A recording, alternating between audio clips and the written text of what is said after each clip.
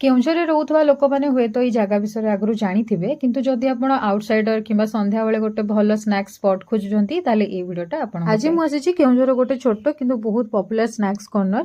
ଲୋକେସନଟା ମୁଁ ଭିଡିଓ ଏଣ୍ଡରେ ଜଣେଇଦେବି।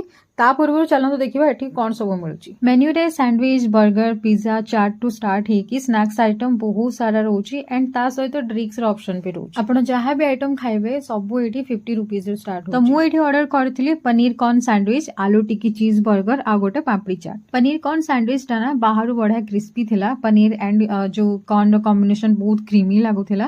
ଆଲୁ ଟିକି ଚିଜ ବର୍ଗରରେ ସେମିତି ତାର ସଫ୍ଟ ବନ ଥିଲା, କ୍ରିସ୍ପି ଟିକି ଥିଲା ଏଣ୍ଡ ଫ୍ରେଶ ଭେଜିଜ ବି ଥିଲା। ଲାଷ୍ଟରେ ପାମ୍ପଡି ଚାଟ୍ ଥିଲା।